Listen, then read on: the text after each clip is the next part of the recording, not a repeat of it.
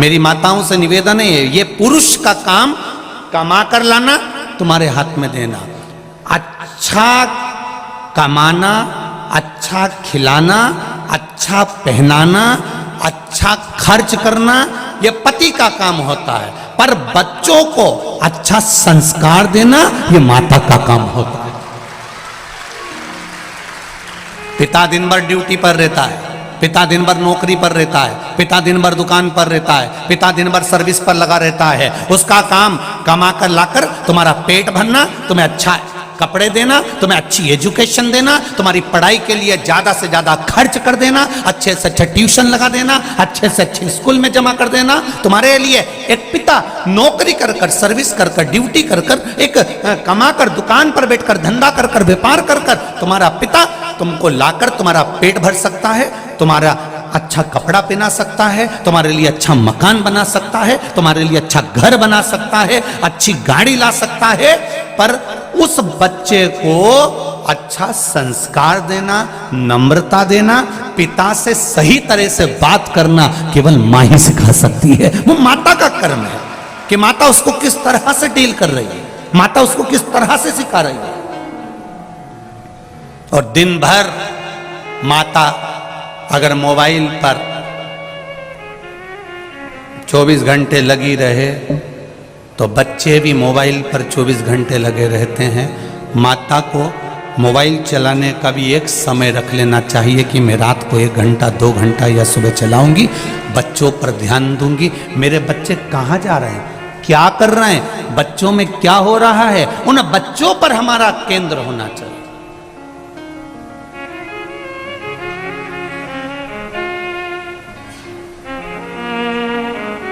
जब बच्चा बड़ा हो जाता है ना, तब माँ पूछती है कहाँ जा रहा है।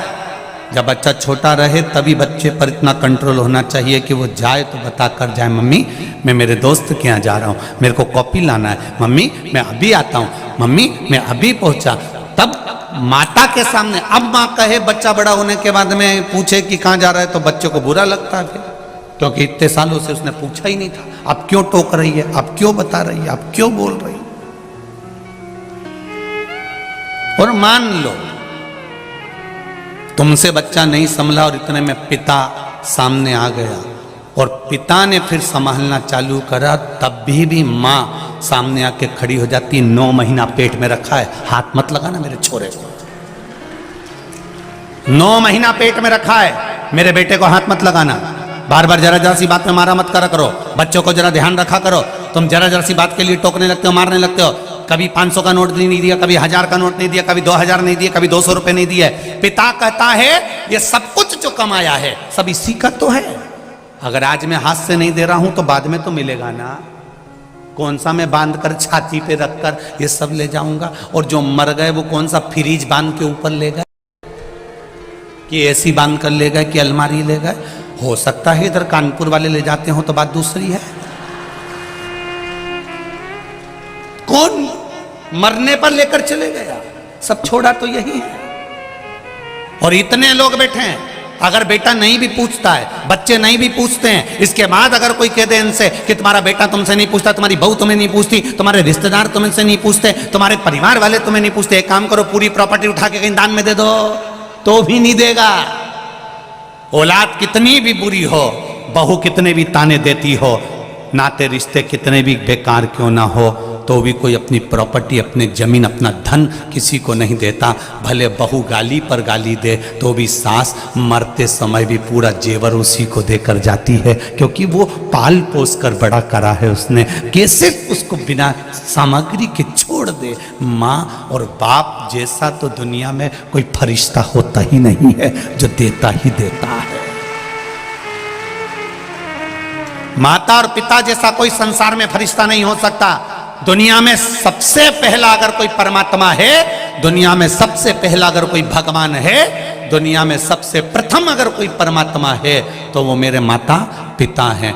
आपके माता पिता हैं जिन्होंने कुछ आपसे लिया नहीं है, आपको जिंदगी भर दिया ही दिया है। रात भर जगती है, तुम्हारे ऊपर कम्बल उड़ाती रहती है, रात भर रोती है। जब तुमको एक इंजेक्शन लग जाता है, तुम्हारे शरीर में कष्ट हो जाता है। तुम्हारी पढ़ाई के लिए अच्छे अच्छी एजुकेशन के लिए, तुम्हारी विद्या के लिए। वो मायके तक नहीं जाती कि इसकी एग्जाम चल रही है, इसकी पढ़ाई चल रही है, मैं नहीं जाऊंगी, अभी इसको पढ़ाऊंगी और इसका एग्जाम है। वो अपना जीवन खुद खा रही है। इतने में बच्चे ने कह दिया, मम्मी क्या खा रही हो, मुझे दो। एक ग्रास मुंह में गया था, इतने में पूरी प्लेट अपने बच्चे के हाथ में दे देती है। वो दुनिया में कोई दूसरा नहीं, परमात्मा ही हो सकता,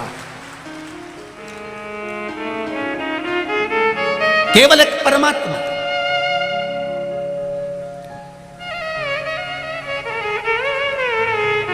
बस उनको किस समय पर किस चीज की जरूरत है, उस समय पर हमको अनुमोदन होना चाहिए। ऐसा नहीं कि श्रद्धा के टुकड़े हुए तो किसी को ऐसे ही मालूम पड़ गया।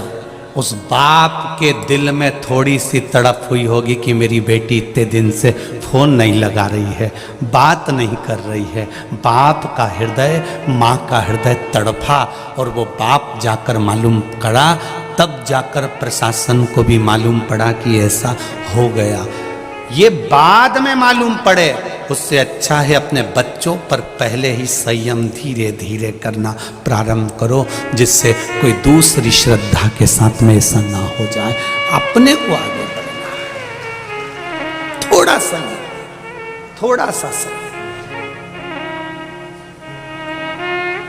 देव संस्कार अपने बच्चों को इतना अच्छा संस्कार दो कि जो जिंदगी भर याद रखे।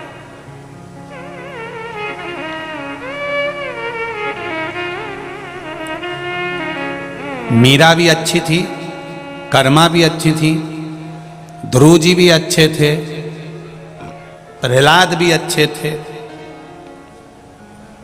जितने भी थे सब अच्छे थे।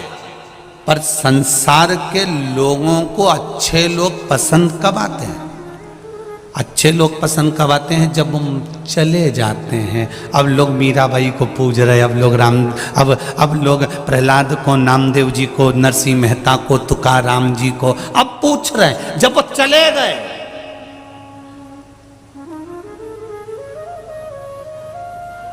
दुनिया के लोगों को अच्छे लोग पसंद कब आते हैं? जब वो चले जाते हैं। बहू सास को इतना लंबा पल्लू रखकर प्रणाम कब करती है? जब सास चली जाती है।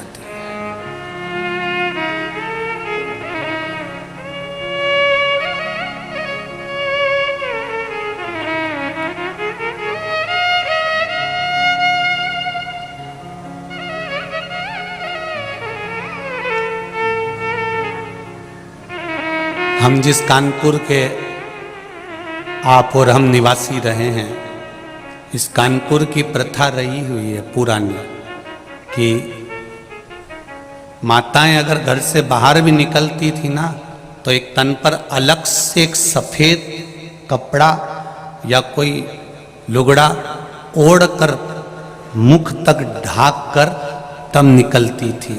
ये यहाँ की प्रथा रही हुई है। कितनी मर्यादा रही हुई है, जरा ध्यान दीजिए।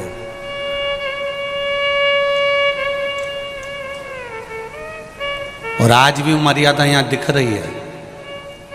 कई जगह हम कथा करने जाते हैं, लोगों का पल्लू यहाँ रखा रहता है, पर कानपुर के इस पंडाल में आप देखेंगे तो सिर पे पल्लू रखा हुआ है और कथा सुन रहे हैं। ये मर्यादा आज भी दिखती है। इधर उत्तर प्रदेश के इस क्षेत्र में गंगा के घाट पर आप इस मर्यादाओं को देख सकते हैं। यहाँ की मर्यादाएं झलकती हैं।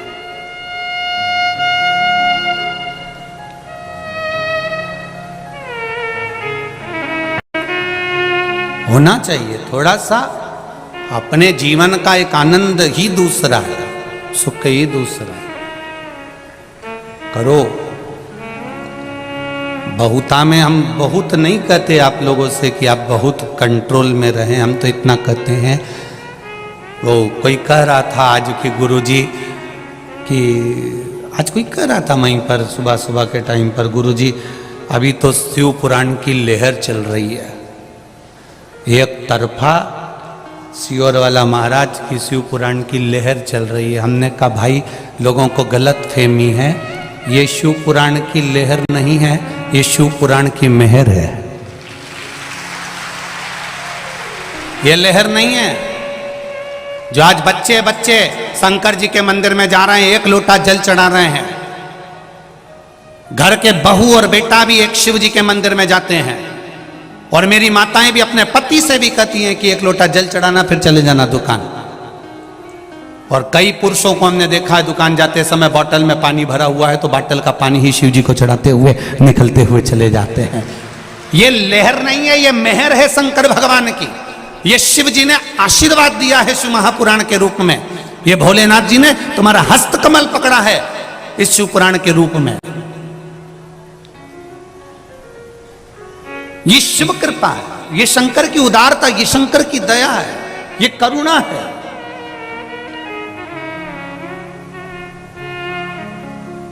मेरे शिव को आडंबर प्रिय नहीं है, ये निश्चित है। शंकर भगवान को आडंबर से मतलब है ही नहीं। शिव जी, कई लोग बहुत सारा अगर तिलक लगा लें, बहुत लंबे बाल बना लें और बहुत आड़े टेढ़े वस्त्र पहन ले और सोचें कि हम भगवान को रिझा लें, हम भगवान के सही भगत हैं, तो ये भगवान कहते हैं मैं कपड़े से कभी प्रसन्न नहीं हुआ। कपड़े तो मेरे को प्रसन्नता लेते ही नहीं। हम कौन से कपड़े पहने जिससे भगवान प्रसन्न हो जाएं? शिव पुराण कहती है कपड़ा बदलने की जरूरत नहीं, कलेजा बदलने की जरूरत है, भगवान प्रसन्न हो जाएंगे। आप दिल तो बदलो, मन तो बदल ही नहीं पा रहे हो, चित्त तो बदल ही नहीं पा रहे हो, आपकी एकाग्रता तो बदल नहीं पा रहे हो, आप भगवान की शरणागति तो ग्रहण नहीं कर पा रहे हो, और कहते हो मैं परमात्मा को पाना चाहता हूं, मैं भगवान को अपना बनाना चाहता हूं। कई ऐसे लोग आते हैं जो हमसे भी कहते हैं भगवान तो तुम्हारा दिखता ही नहीं है। तुम इतनी बड़ी बड़ी कथा सुनाते हो, कभी भगवान आज तक हमको दिखा ही नहीं। भगवान को देखने की सोचना भी मती। भगवान को सुनो, भजन करो और श्रवण करो। देखना क्यों नहीं? कारण क्या होता है?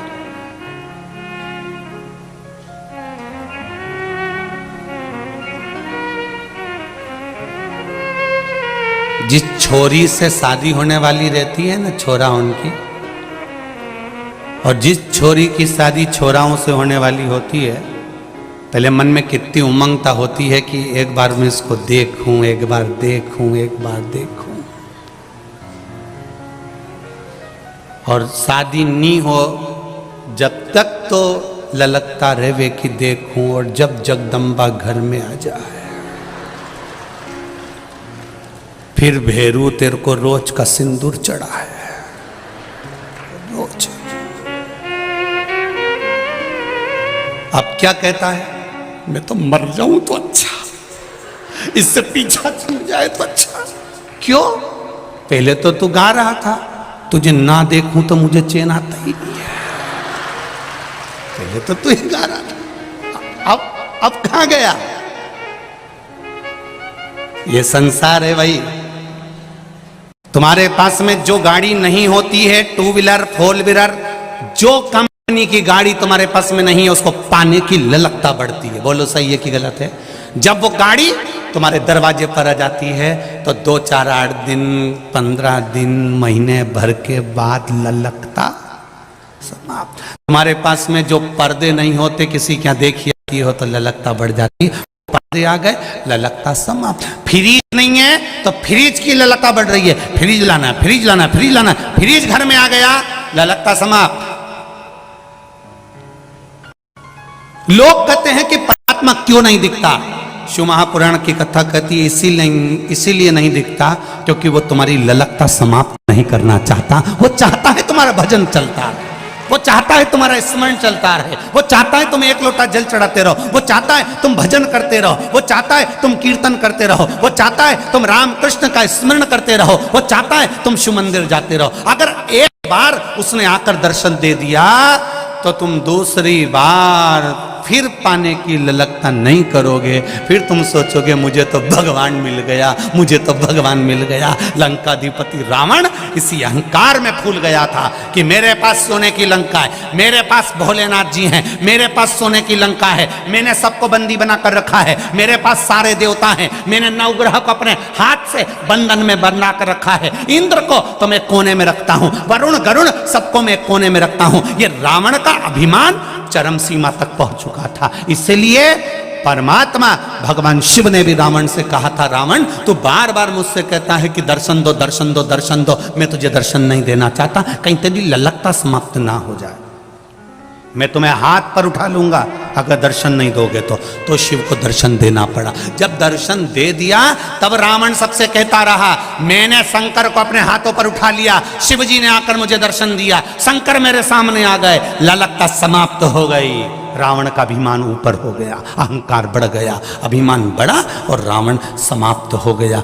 आप भी ध्यान रखना, कोई तुमसे कहे तुम्हारा भगवान तो दिखता ही नहीं है, जबरदस्ती सियोर वाला महाराज लगा रहता है, एक लोटा पानी चढ़ा, लोटा भर पानी चढ़ा, भगवान दिखे तो मतलब। आज के नवयुवक लड़के कहते हैं, नवयुवक बेटा बेटी कहते हैं, हम कॉलेज पढ़ने वाले, हम सीए करने वाले, हम इंजीनियर, हम डॉक्टर बनने वाले, हम आईएएस की पढ़ाई करने वाले, हम भगवान को नहीं मानते।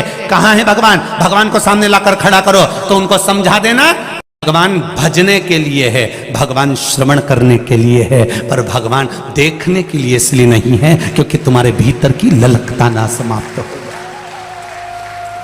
सोने के हार की ललकता जब तक रहती है जब तक वो बने नहीं, हाथ की पाटली की ललकता जब तक रहती है जब तक वो तुम्हारे हाथ में ना आ जाए। सुनार की दुकान पर अंगूठी देखोगे तो ललकता पड़ेगी, पर वो अंगूठी खरीद कर लिया है तो ललकता समाप्त, हार मिल गया तो ललकता समाप्त। जब तक घर नहीं मिलेगा, भगवान मेरा बड़ा मकान बना दो, मेरा बड़ा घर कर दो, जब तक घर नहीं बनेगा तब तक ललकता लगी रहेगी, 4 मंजिल का बनाऊंगी, 4 मंजिल का बनाऊंगी। बन गया, उसके बाद कई मंजिलों के मकान के अंदर तो धूल धम्मास इतनी हो रही, जाले पड़ रहे, कोई साफ नहीं कर रहा क्योंकि ललकता समाप्त। पहले मन में सोचती थी एक बार अच्छा मकान बन जाए तो मेरे कपड़े ऊपर सूख जाएंगे, चने की दाल ऊपर सूख जाएगी, तुअर की दाल ऊपर सूख जाएगी, अरहर की दाल ऊपर सुखा दूंगी। अब भगवान ने 4 मंजिल का मकान दे दिया। एक बार 5 किलो दाल लेके ऊपर गई थी,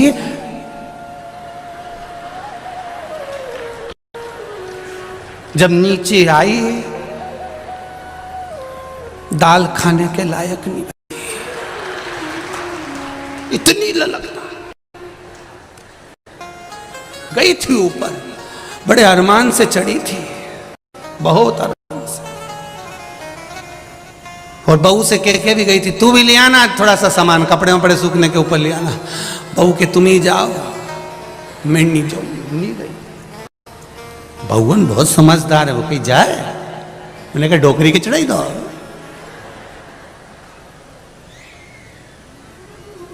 अब बहू नीचे से कह रही है मम्मी आ जाओ,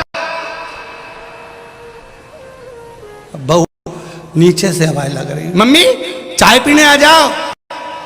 सास कह रही यहीं लिया,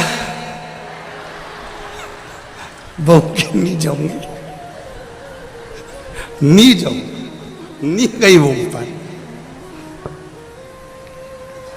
फिर शाम को धीरे धीरे सास 2-2 4-4 सीढ़ी नीचे उतर के आई। उन्हें कहा तूने हमारी चाय लाके नहीं दी, मुझसे चढ़ा नहीं जाए। फिर सास चिल्लाई कि मैं बुढ़िया होके इतनी ऊपर चढ़ गई तो उससे चढ़ा नहीं जाए। तो बहू कह दे मम्मी तुमने देसी घी खाया है।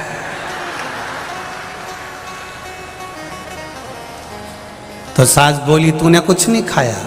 बहू बोली नहीं तुमने मेरा प्राण खाया है। क्या बोले? अब बोले सुनो, बोले क्या? चलिए महाराज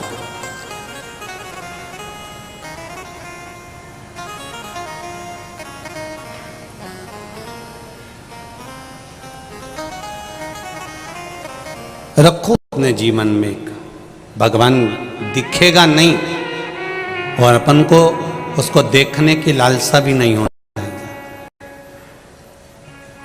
हम भगवान को ना देखें पर भगवान हमको देखे। कोई व्यक्ति जा रहा है, कोई व्यक्ति निकल कर जा रहा है, आप उसको आवाज लगा दो, हे रानो, तुमने आवाज लगाया, उसने एक बार नहीं सुना, तुमने फिर आवाज लगाई, उसने नहीं सुना, तुमने फिर आवाज लगाई, उसने नहीं सुना, तुमने ओम की आवाज लगाई तो उसने पलट कर देखा कि मुझे बुलाया किसने। उसी तरह भगवान एक बार अगर तुम्हारी बात नहीं सुने, परमात्मा एक पशुपति व्रत में अगर तुम्हारा काम ना बने, तुम फिर आवाज लगाओ, तुम फिर आवाज लगाओ, तुम फिर श्री शिवाय नमस्तुभ्यम बोलो, एक बार तो पलट कर देखेगा जरूर, ये निश्चित है। ऐसा नहीं है कि वो नहीं देखेगा, वो देखेगा और पलट कर जब देखेगा। बस तुम्हारा काम क्या है, उसको पुकारना। तुम्हारा कर्म क्या है, तुम उसको पुकारो। दुकान पर भी जाओ तो उसको स्मरण, एक बार स्मरण कर कर जाइए।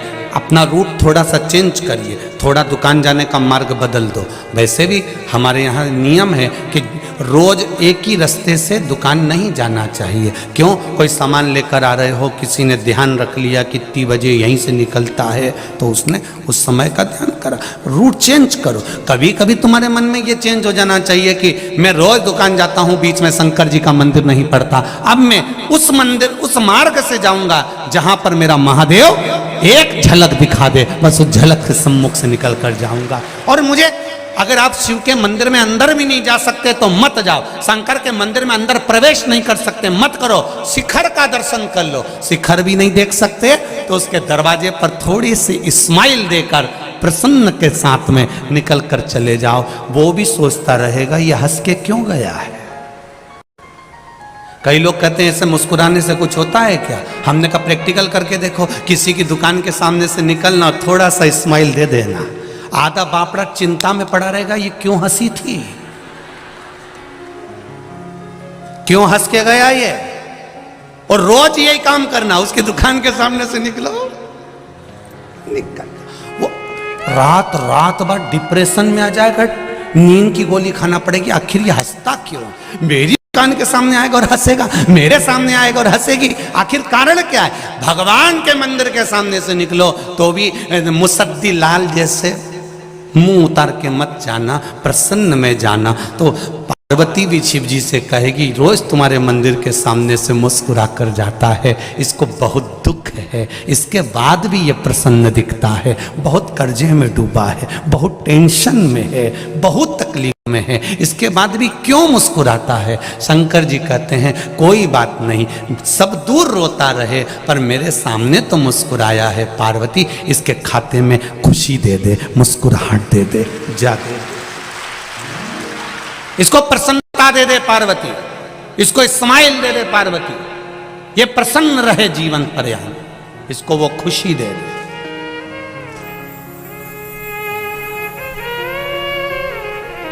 एक पत्र आया है,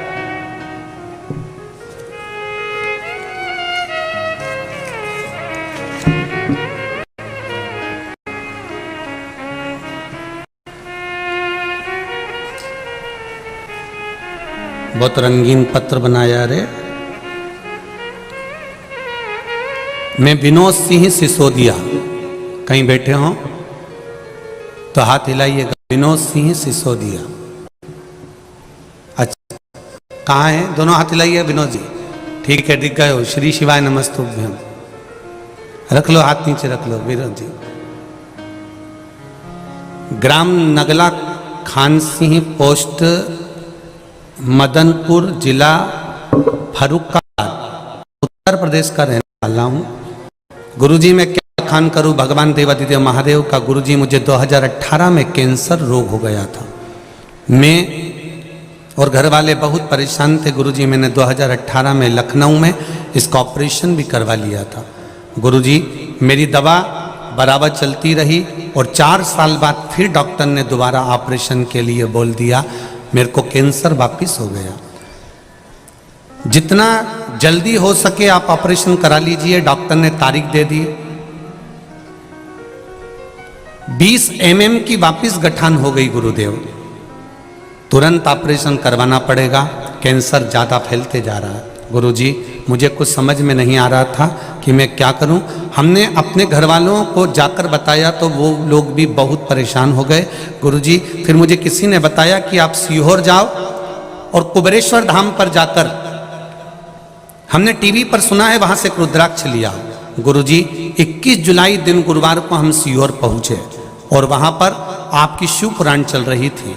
गुरुजी हमने वहां शिव पुराण सुनी, माथा टेका और शंकर भगवान से प्रार्थना करी जब मैं यहाँ से जाऊँ तो मेरा कोई गठान नहीं निकले। गुरुजी हमने बहुत कोशिश करी पर रुद्राक्ष समय पर नहीं मिल पाया। जब रुद्राक्ष नहीं मिला तो सीहोर की भूमि को प्रणाम कर कर वहीं का एक कंकर उठा लिया।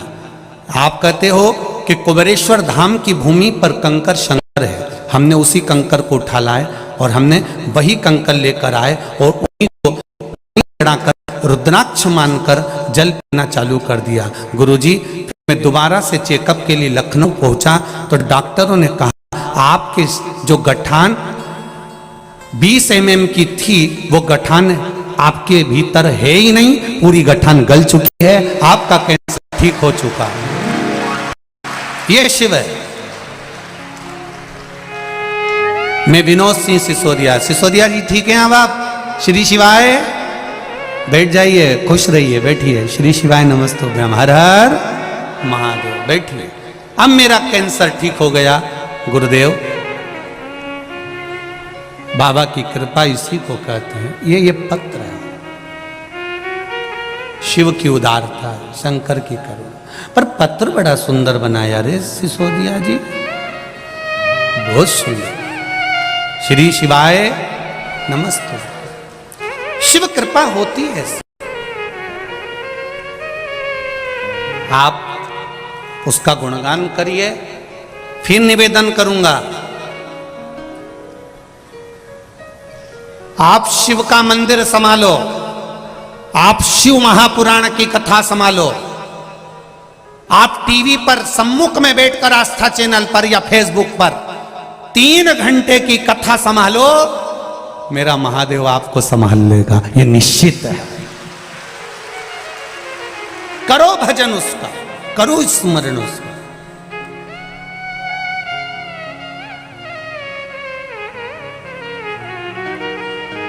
उसकी कृपा बिना कुछ नहीं हो सकता।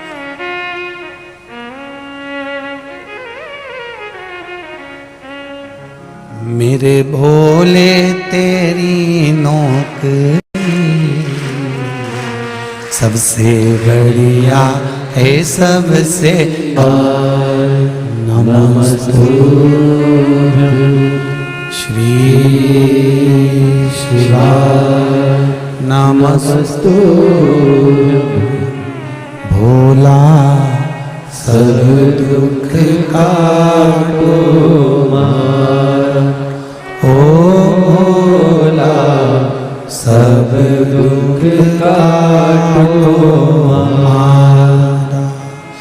शिव शंकर जपू तेरी माला, भोले बाबा जपू तेरी माला, भोला सब दुख काटो मारा, ओ भोला सब दुख काटो मारा। भगवान शिव ओघड़दानी की कथा कर रहे।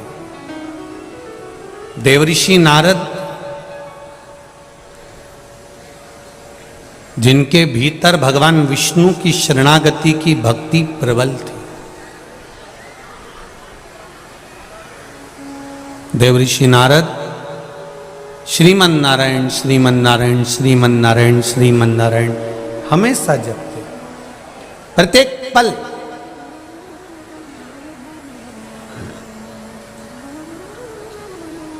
एक बात अपने जीवन में जरूर उतारना, जैसे हो वैसे ही जीवन जीना।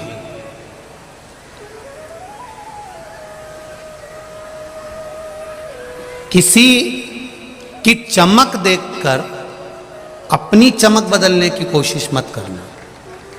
अपने को देखकर दुनिया बदल जाए तो समझ लो कि जीवन की सार्थक। वो इतना चमक है, इतना धन है, इतनी दौलत है, इतनी संपदा है, उनका ऐसा घर है, ऐसा बंगला है, ठीक है, वो उनकी जगह ठीक है। ये तो जो ललाट में बाबा ने दिया है वो हमको मिल रहा है। जो दिया मेरे भोलेनाथ ने वो कम नहीं दिया।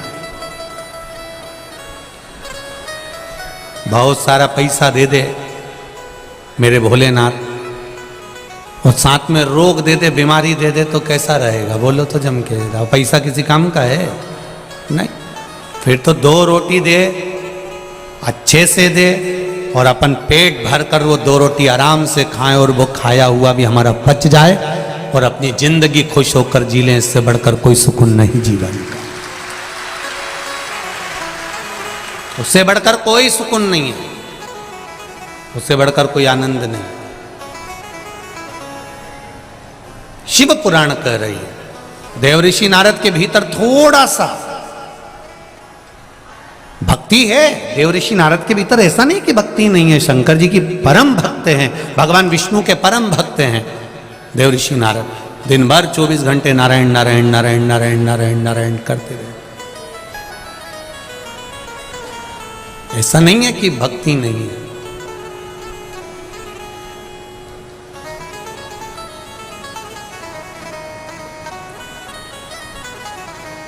देवऋषि नारद के भीतर भक्ति तो है, भगवान विष्णु की भक्ति है, पर देवऋषि नारद को यह ज्ञात नहीं है कि भक्ति करो, मना नहीं है, पर किसी को नीचा दिखाने का प्रयास मत करो। भजन करने की मना नहीं है, पर किसी को नीचा दिखाकर अगर आप भजन कर रहे हो तो उसका कोई महत्व नहीं।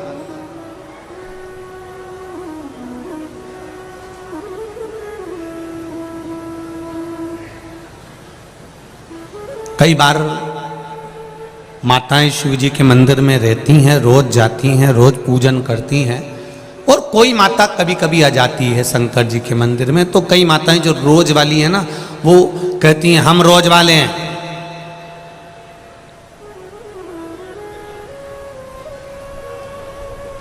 पहले हम पूजन करेंगे।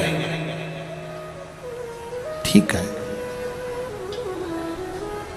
जो कभी कभी आ रहा है, रोज वाले को निवेदन है कि ये तो केवल थोड़ा सा समय निकालकर, वो भी ना जाने किसने किया होगा, तब जाकर ये मंदिर पहुंचा।